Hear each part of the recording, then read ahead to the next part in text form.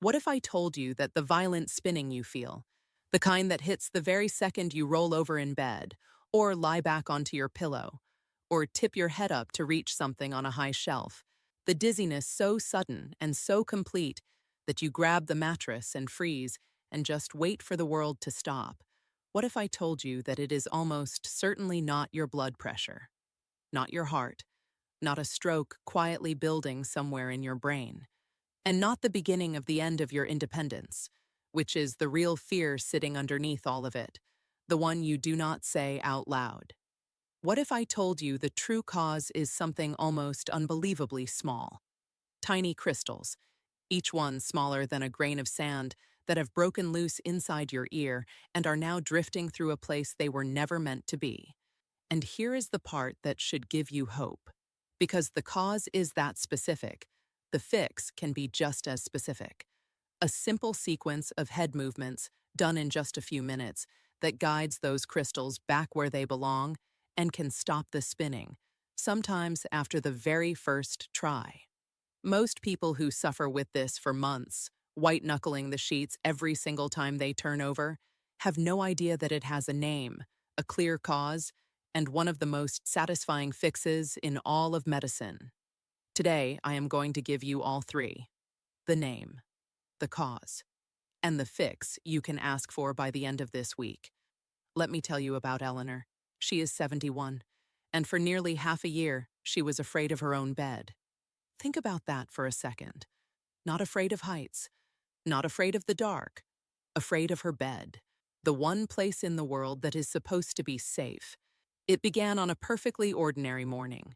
She woke up. She rolled onto her right side to reach for her glasses on the nightstand, and the entire room lurched sideways, violently, as if someone had grabbed the floor and tipped it on its end. The ceiling swung past her. Her stomach dropped like an elevator with a cut cable. She grabbed the mattress with both hands and held on, certain, absolutely certain, that this was a stroke. This was the big one. This was how it ended. It lasted maybe 15 seconds. Then it stopped, just like that. And it left her lying there, heart slamming against her ribs, soaked in cold fear, staring at a ceiling that had finally gone still. She was too frightened to move her head again. Her family rushed her to the hospital. They ran every test they had. Her heart was fine. Her blood pressure was fine. The scan of her brain came back perfectly clean. And then they sent her home with no answer at all. No answer. Which, in a strange way, was the most frightening part of the whole thing. Because now there was a monster living in her bedroom, and not a single person could even tell her its name. And it kept happening. Not all the time. That was the cruelest part. Only when she moved her head a certain way. When she rolled toward that one side in the night. When she leaned back over the kitchen sink to rinse her hair. When she tilted her head up to find something on the top shelf. Every single time, the world would whirl hard for a few seconds, then settle, and leave her shaking and breathless. It wore her down. So Eleanor did what almost everyone does. She started shrinking her life to fit the fear. Smaller and smaller. She slept propped up on 3 pillows, nearly sitting upright, afraid to lie flat. She stopped turning her head quickly.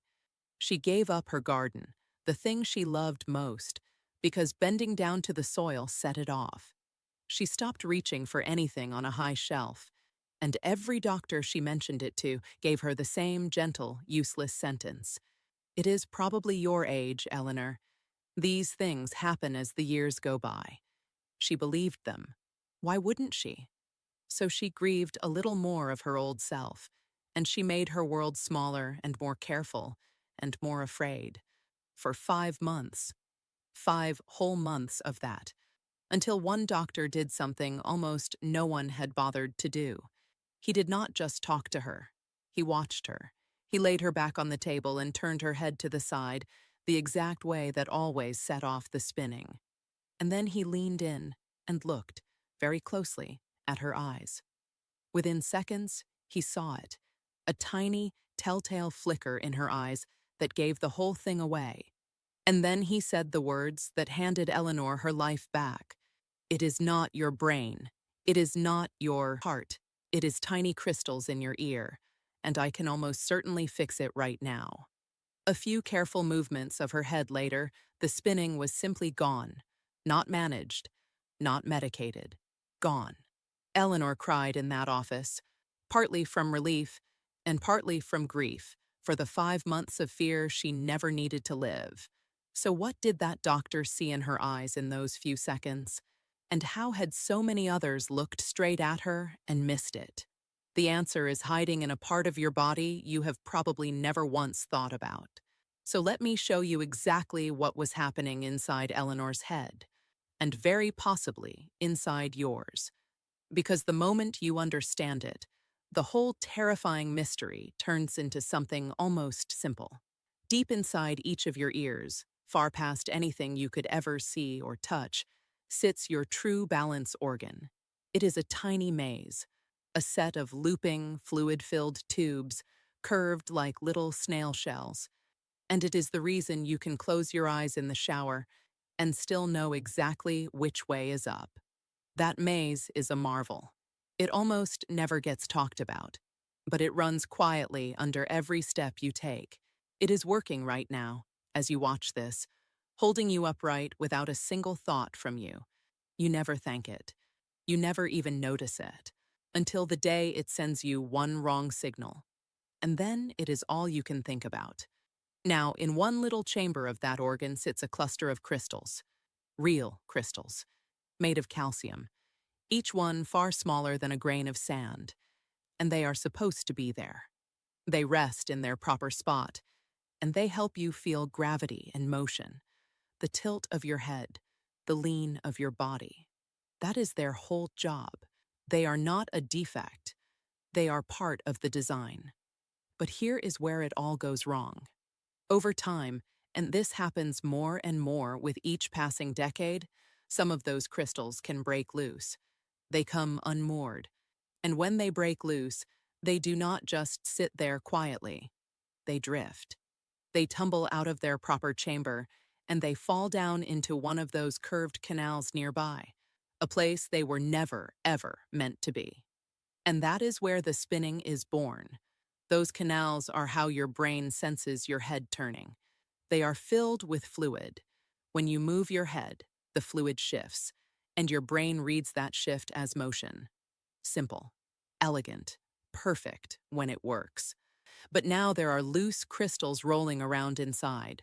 So when you tip your head, when you roll over, when you lie back, gravity drags those stray crystals down through the fluid, and they slam your brain with a huge, false signal. A signal that screams you are spinning hard right now, this instant, even though you are lying perfectly still, dead still, in your own bed. Think about how strange that is. Your eyes know you are not spinning. Your brain swears that you are. And that violent disagreement, that mismatch between what your eyes see and what your ear reports, is the whirling, stomach-turning vertigo that grabs you for a few seconds, until the crystals settle, and the false alarm goes quiet. That is the entire monster. Not your heart. Not your mind failing you. A few specks of calcium, loose in the wrong room. So why do they break loose in the first place? There is no single dramatic reason. Sometimes the crystals simply loosen with time. The little structures that hold them in place soften and wear over the decades, the same way so many things in the body do. That is the most common story. No fall, no blow, no warning. They just come free on their own, one ordinary night, while you sleep. But there are a few known triggers worth knowing, because one of them may be yours. A bump or a blow to the head can knock them loose. In fact, head injury accounts for somewhere around 1 in 6 cases. 1 in 6. So can long stretches of lying flat and still. That is part of why some people first notice it after a surgery, or a bad illness, or a long spell in bed. And here is one that matters more than almost anyone realizes. Bone health. The crystals are made of calcium. And when the body's calcium and bone systems are struggling, as they so often are when bones grow thin, those crystals seem to become less stable and more likely to break free. Which means this little inner ear problem is quietly tied to the health of your bones. Hold on to that thread, because it is going to matter a great deal in a few minutes when we get to the part about making sure this never comes back. Now, how common is this, really? Far more common than almost anyone guesses. This condition is, in fact, the single most frequent cause of this spinning vertigo in older adults. Among those over 75, studies find that roughly 1 in 10 has gone through it. And here is the quiet danger most people never connect. A sudden spin like that, at the top of the stairs, or stepping out of bed in the dark, is exactly how a serious fall begins. So this is not only about comfort or peace of mind. It is about staying on your own 2 feet, staying upright. And yet, most people who have it never get the real answer. They get a shrug. They get blamed on their age. They get sent home with a monster and no name for it. So let me ask you directly, the way I wish someone had asked Eleanor on the very first day, does this sound like you? And listen closely here, because the specifics matter enormously. I am not talking about feeling lightheaded when you stand up from a chair. That is a completely different thing. That one is often tied to blood pressure, and it deserves its own conversation. I am talking about the spinning that hits when you change the position of your head, when you roll over in bed, when you lie down at night or sit up in the morning, when you tip your head back to look up at the sky or up at a high cupboard, when you bend down to tie your shoe or pull a weed from the garden. Maybe it is the dentist's chair, tipped back, that sets it off. Did you recognize any of these? Maybe it is the very moment your head sinks into the pillow at night. Maybe it is glancing up to change a light bulb. Always the head. The trigger is always a change in the position of your head, never sitting still. That is the signature. Lock it into your memory. If the room spins hard for just a few seconds with movements like those, and then settles on its own, then I need you to pay very close attention to everything that comes next, because this is the part that can give you your whole life back. Truly, it can.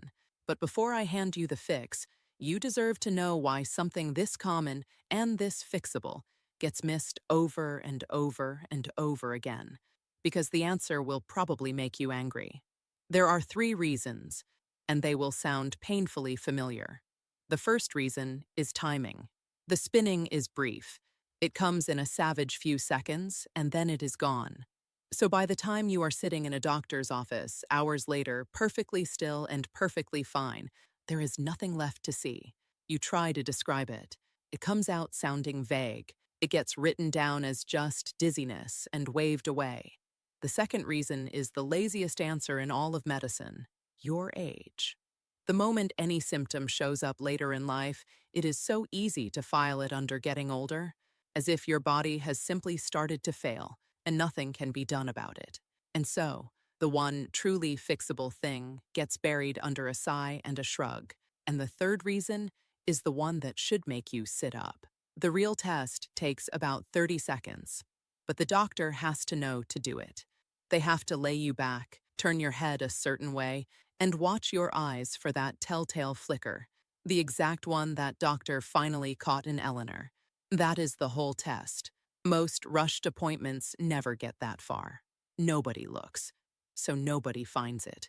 The answer was 30 seconds away the whole time. So here is the fix, the one that gave Eleanor her life back in a single afternoon. It has a name.